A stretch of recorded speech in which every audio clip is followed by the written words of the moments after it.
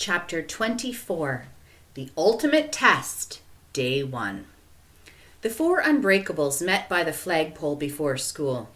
"Don't worry, Mauricia," said Joy. "When you get sent back to kindergarten, I will still be your friend." "Thanks," said Mauricia. "I know you'll do great. Nobody can jump rope like you can." "True," Joy agreed. "And Ron's memorized every page in the dictionary," said Dee. Ron smiled. "Joy's a good speller too," he pointed out. "You always get 100% on your spelling tests." "True," Joy agreed. "And one of Dee's legs is shorter than the other," said Mauricia. Dee smiled. "Just lucky, I guess," she admitted. They locked thumbs and pinkies and shouted, "Unbreakable!" Mauricia glanced up at the cloud of doom, then followed her friends into the school building. "I hope everyone's ready," Mrs. Jules greeted her class. "You just need to remember everything you've ever learned in your whole life." The children looked nervously around. The test would last 3 days. Each day would have several minor tests and one major event. On day 1, the major event was a spelling bee. "You mean we have to spell the words out loud?" asked Joy. "That's how a spelling bee works," said Mrs. Jules. Joy did a lot better when she could write the words. She was a master of fudge squiggles. If she didn't know the letter, she made a fudge squiggle that could have been any number of letters. Mrs. Jules always gave her the benefit of the doubt. All the children stood along the wall as they waited for their turns. If they missed a word, they would have to sit down. Mac couldn't spell curious. Leslie missed squawked. Jason went out on confidential. "Dilly-dally," said Mrs. Jules. "Dilly-dally," Todd repeated. He got every letter right, but left out the hyphen. "It's not even a letter," he protested when Mrs. Jules told him to sit down. Jenny missed skateboard. Joy was next. "Helicopter," said Mrs. Jules. "Helicopter," Joy repeated. "H-E-L."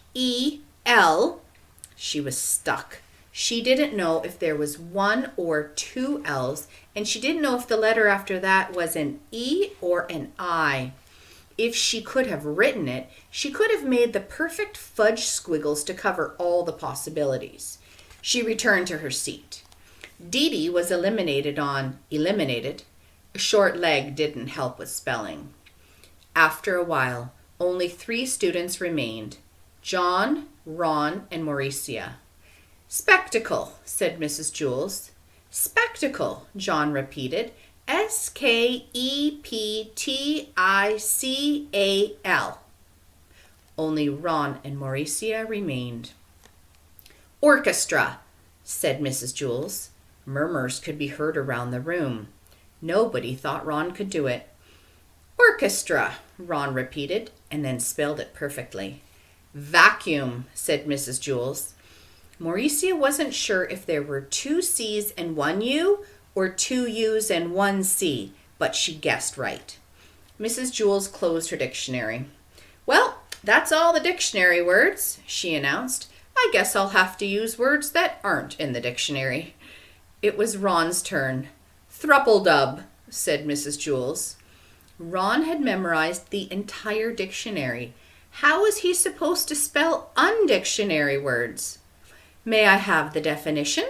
he asked. "It's when you count to 3 and fall asleep in the middle," said Mrs. Jules. "Oh, that's easy," Ron said, then correctly spelled the non-word. "Fudge squiggle," said Mrs. Jules. Mauricia spelled it perfectly. She even included the hyphen, having learned from Todd's earlier mistake. "Woomph," said Mrs. Jules. Again, Ron asked for the definition. "It's the sound made by a jump rope as it brushes against the ground," explained Mrs. Jules. Ron gave it his best shot. "WHUMPH." "I'm sorry, Ron," said Mrs. Jules. "There are 2 M's in woomph." "I win!" Mauricia exclaimed. The class cheered. Ron felt cheated. If it's a made-up word, who gets to decide the number of M's? Mauricia's smile was big and bright.